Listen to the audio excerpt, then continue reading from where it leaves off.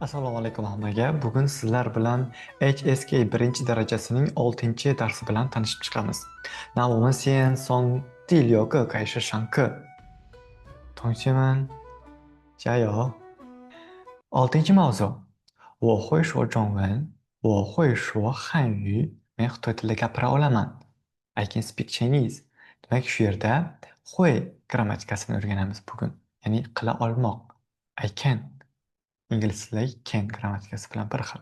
我会，我不会. Misol uchun birinchisi. 我会写汉字。我不会做中国菜。你妈妈会说汉语吗? Sening oying Xitoy tilida gapira oladimi? Yoki 我不会做中国菜. Men Xitoy ovqatlarini qilolmayman, pishirolmayman. 我会写汉字. Men iyerogliflarni yoza olaman. Demak, bugun hui modal fe'li bilan gaplashamiz. Qila olmoq modal fe'li bilan. Demak, boshladik. Hui modal fe'lining ishlatilishi.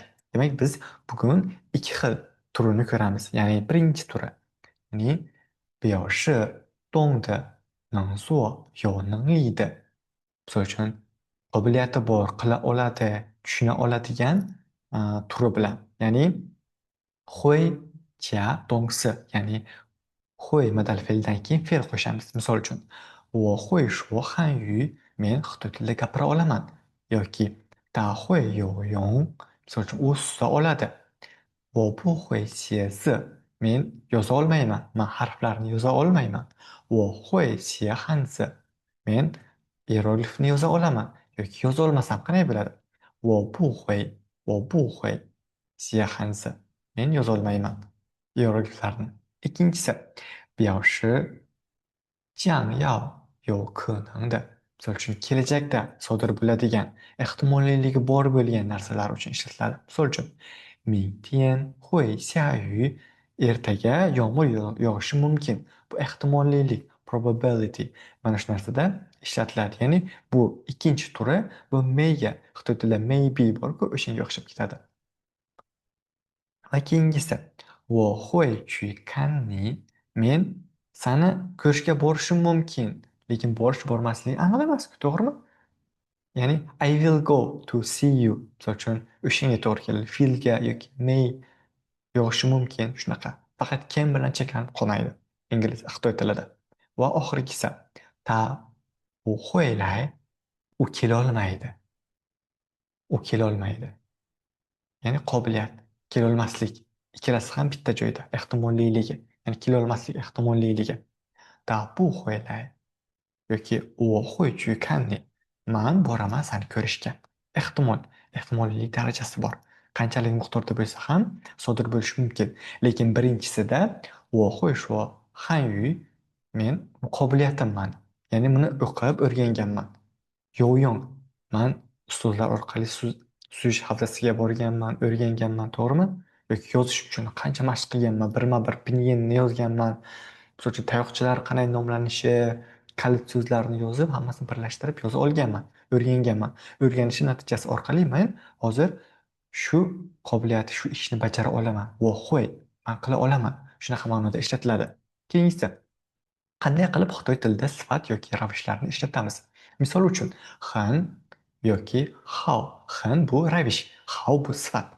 Demak, misolga qaraymiz. 我很好. Misol uchun, men zo'rman, yaxshiman. Yoki keyingisi, 我妈妈的汉语不好. Misol uchun, mening onamning Xitoy tilisi yaxshi emas. Yoki 中国菜很好吃. Demak, Xitoy ovqatlari, Xitoy taomlari juda ham shirin. 好吃 shirin degan. Endi shuni qanaqa ishlatilishini ko'ramiz. Birinchisi, xn, ya'ni ravish, ya'ni daraja sifati. Qanaqa darajada, ya'ni o'sha sifatni qanaqa darajadagi holatini aytib beradi. Birinchisi, ya'ni yurak bilan bog'liq bo'lgan harakatlar, fe'llar uchun. Misol uchun, 我很开心. Men juda ham quvnoqman, juda ham xursandman. Ya'ni yurakka oid, misol uchun, emotsiyaga oid so'zlar orqali ishlatiladi. Yoki ko'rinishga oid. 他很帅. U juda ham kelishgan, handsome. O'shanda ishlatamiz. Yoki biror bir narsaga sifatlasak biror bir narsani, misol uchun, 这个苹果很甜, bu olma juda ham shirin. Ya'ni olmani qanaqaligini aytyapmiz, sifatlayapmiz. O'shanda hin ravishini ishlatamiz. Yoki Hanyu很有意思. Misol uchun, Xitoy tili juda ham qiziqarli. Xitoy tili qanaqa? Juda qiziqarli. Ya'ni qiziqarlilik darajasi qanaqa? Ya'ni 有意思 emas, 很有意思. Ozgina balandroq darajada. Demak, keyingisi. Keyingisida bu bundan ikkita turi bor mavjud. How, ya'ni sifatni ikkita turini o'rganib chiqamiz. Birinchisi, ya'ni qanaqa sifatni yaxshi yomonligini bildiradi. Misol uchun, 这本书很好. Bu kitob juda ham yaxshi ravish bilan qo'llanib, o'sha kitobni qanaqaligini aytyapti. Ikkinchisi, 妈妈做的饭好吃. Oyim pishirgan ovqat juda ham shirin. To'g'rimi? 很好吃, 好吃, juda ham shirin. Demak, nima shirin? Oyim pishirgan ovqat shirin. Demak, biz narsani sifatlab beryapmiz. O'shanda how sifatini ishlatamiz. O'sha sifatni qanday darajada ekanligini aytmoqchi bo'lsak, hinni, feyshanni ishlatamiz. Va ikkinchi turi, ya'ni biror bir ish harakatni qilib bo'lish ma'nosida keladi. Misol uchun, 作业写好了. Men uyga vazifani yozib bo'ldim. O'sha 做完了, 做好了, 做完了 bu yozib bo'ldi.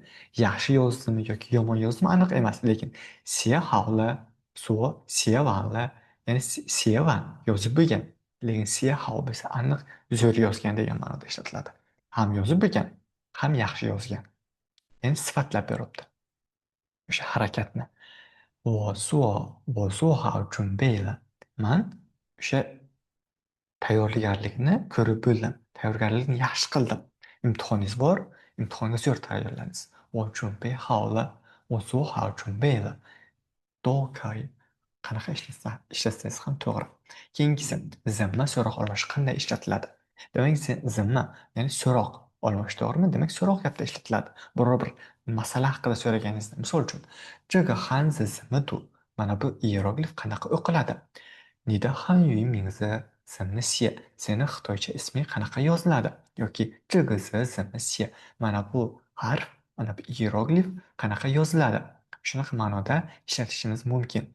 Keyingisi, zimma so'roq olmoshni qanday qo'llaymiz? Demak, hozir ikkita turini ko'ramiz. Demak, birinchisi biz 问方式方法, ya'ni uslub, qulay qanaqa qilib, ya'ni zimmi zo'r, qanday qilib degan savolga javob berish orqali.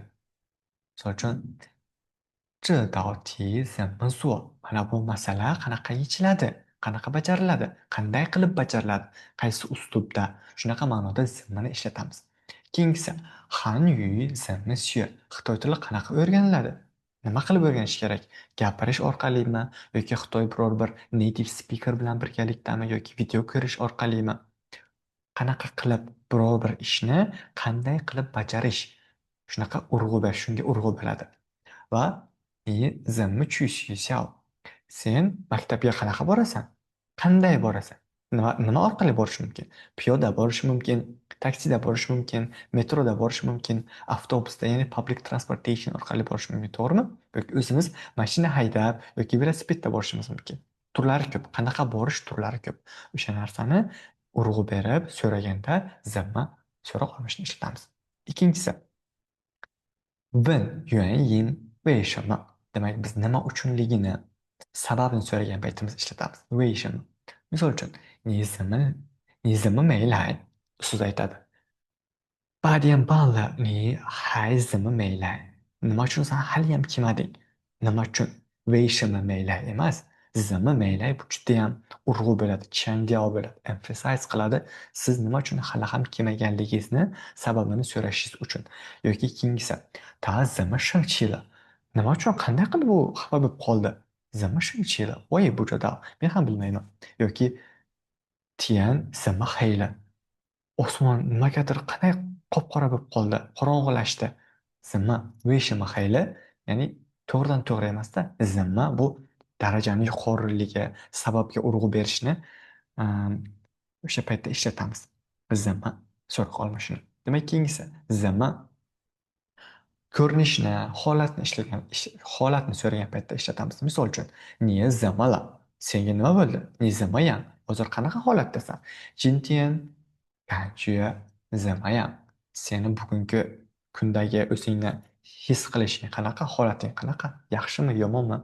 你怎么样?我不错，今天不错，真的很好。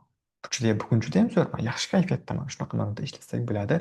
Biz holatni, ko'rinishni, vaziyatni so'ragan paytimizda. Keyingisi, birinchi ton ohang boshqa tonlarning bilan birga kelishi. Misol uchun, ikkita birinchi ton kelayotgan paytda qanaqa ishlatamiz? Ka, hei va birinchi ton va ikkinchi ton. Gong yuan, gong yuan ikkinchi tepaga qarab ketadi, to'g'rimi? Uchinchisi, agar uchinchi ton birinchi ton bilan birga kelgan paytda, demak, ozgina o'zgaradi. Ya'ni 214 bo'lmaydi, 211 bo'ladi. Misol uchun, Ji Chang aeroport, to'g'rimi? O'sha narsaga e'tibor beramiz. Yoki oxirgisi, birinchi ton va to'rtinchi ton birga kelishi. Chi Chan qanaqa tepada va pastga tushishi. O'sha holatga alohida e'tibor beramiz. Va to'rtinchi ton ohang qachon 214 dan 211 ga tushadi. Qachonki tushmasligi mana bu audio orqali eshitamiz va harakat qilamiz shuni farqini topishga va mashq qilishga. Demak, audioni eshitishni boshladik. 听录音并跟读，注意声调的搭配。 Listen to the recording and read after it. Pay attention to the collocation of tones. 今天，今年，精彩，车票，公司，刚才，操场，鸡蛋，刮风，欢迎，经理，机会，关心，关于，开始，高兴。 Demak, audioni eshitdik, biz harakat qilamiz yana qayta o'zimiz takrorlashga. Keyingi oldingi betda aytildi, 3-chi ton boshqa tonlar bilan birgalikda ishlatilsa, bu 211 holatiga o'tadi. Agar biz uni o'zini yolg'iz ishlatsak, 214, ya'ni ikkinchi darajadan birinchi darajaga tushadi va to'rtinchi darajaga ko'tariladi.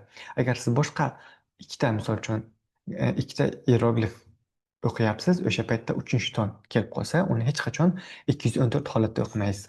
Aksincha 211 holatda o'qiysiz, ya'ni ozgina tepaga ko'tarilmaydi. Keyingisi, hieroglifni qanday oson yoza olamiz?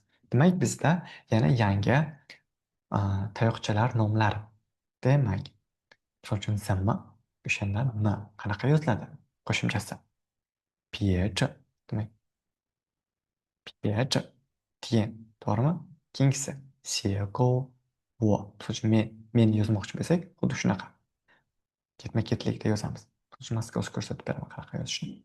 Misol uchun, mana 1, 2, 3, 4, 5, 6, 7. Mana shu yerdagi mana shu holat bu siego bo'ladi. Va keyingisi T, mana bu yerdagi mana bu holat esa T bo'ladi. Shunga alohida e'tibor beramiz va harakat qilamiz. Buni o'zimiz takrorlab yozishga. Mana bu tayoqchalar nomlarini eslab qolishga. Keyingisi, hierogliflar qanday kelib chiqqan? Demak, misol uchun, dong, ya'ni harf degan, to'g'rimi? Dong sharq degan, siga harf degan. Dong, ya'ni sharq. Sharqdan demak quyosh chiqadi. Mana shunaqa ko'rinishda bo'lgan oldin quyoshga o'xshab ketadi ba'zi holatlar. Va hozirgi holatda qanaqa kelishi va qanaqa yozilishi, shunga ham alohida e'tibor berishimiz kerak. Mana bunaqa holat. Hop, o'ta bo'ldi. Holatda yoziladi.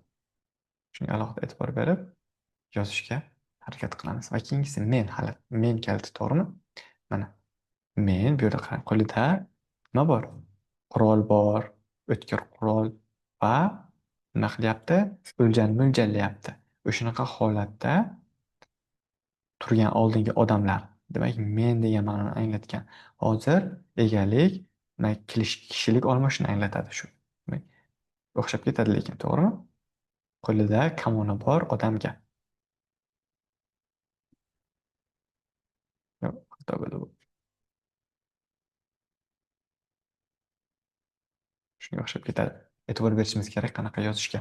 Klaviatura orqali yozish juda ham qiyinroq kompyuterda. Va harf qanaqa ko'rinishda yozildi? Harf quyosh botishi deb o'xshab ketadi. Demak, harf quyosh botishi nima holatda yoziladi? Ketma-ketlik.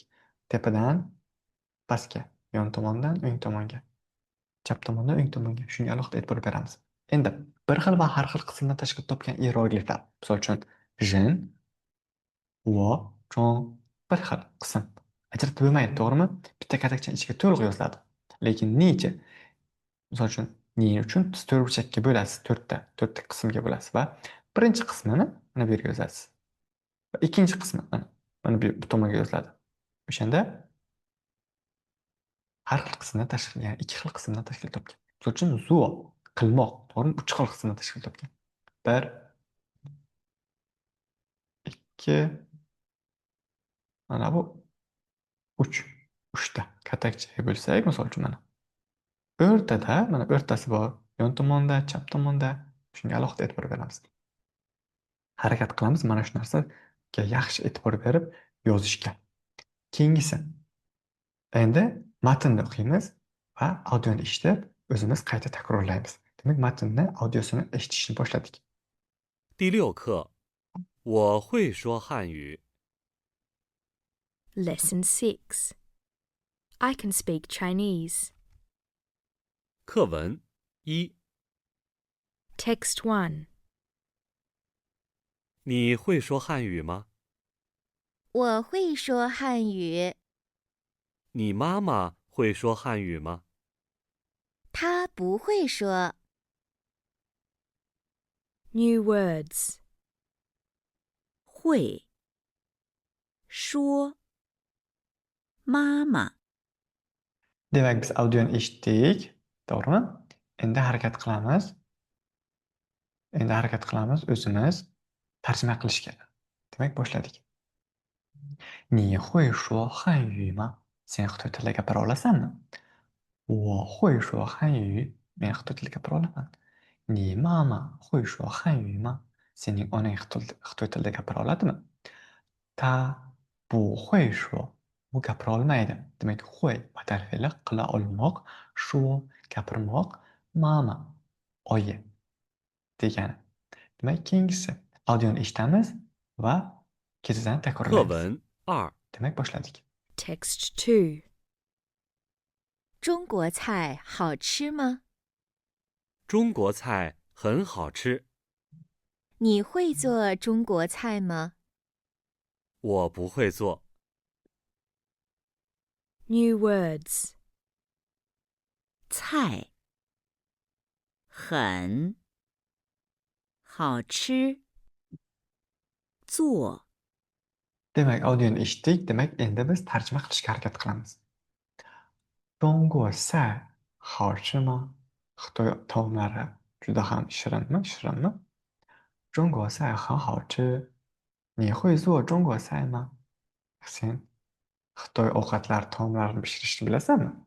我不会做. Men pishira olmayman. Demak, say bu ovqat, 很 bu ravish, juda, 好吃 judayam yoqimli, mazali, 做 qilmoq, pishirmoq degan ma'noda ishlatiladi. Demak, keyingi betga o'tamiz. Va matnni o'qiymiz, audioni eshitib, harakat qilamiz qayta takrorlashga va o'zimiz tarjima qilishga. Demak, boshladik. 课文三， Text 3. 你会写汉字吗？ 我会写。 这个字怎么写？ 对不起，这个字我会读，不会写。 New words. 写汉字字怎么读？ Demak, audioni eshitdik, demak tarjima qilishni boshlaymiz. 你会写汉字吗? Sen hieroglifni yoza olasanmi? 我会写 men yoza olaman. 这个字怎么写? Bu hieroglif qanaqa yoziladi? 对不起，这个字我不会读，我会读，不会写。Men bu harfni o'qiy olaman, lekin yozolmayman. Uzr degan ma'noda matn. Demak, xie bu yozmoq, hanzi bu Xitoy hieroglifi, zi bu harf, so'z bo'lishi mumkin. Zimma qanday qilib so'roq olmoqchi. Du bu o'qimoq. 我会读，我不会读. Misol uchun shunaqa ma'noda ishlatamiz. Keyingi betga o'tamiz. Savollarga javob beramiz. Va hozir men o'zim tuzgan namunani ko'rib harakat qilamiz shu namuna orqali savollarga javob berishga. Misol uchun, 你会说汉语吗? 我会说汉语. Men demak Xitoy tilida gapira olaman yoki teskarisi. 我不会说汉语. Mana bu yerda tepaga chiqish kerak bo'ldi. Va keyingi savol. 你会写汉字吗? 我会写汉字. Men yoza olaman hieroglifni yoki yoza olmayman. 我不会写汉字. Men hieroglif yoza olmayman. 我会, 我不会. Men yoza olmayman. Keyingisi. 你会做中国菜吗? 你有没有能力做中国菜? Senda shunaqa qobiliyat bormi, yo'qmi? Ovqat qilishga Xitoy taomlarini. Demak, aytishingiz mumkin. Ha, menda bor, men qila olaman. 我会做中国菜 yoki qila olmayman. 我不会做中国菜 yoki 你有汉语名字吗? Senda Xitoycha isming bormi? 有，我有汉语名字。我叫陈浩宇. Mening ismim Chen Haoyu. Menda bor Xitoy ismi. Yoki menda yo'q. 我没有汉语名字. Menda Xitoycha ismim yo'q. Oxirgi savol.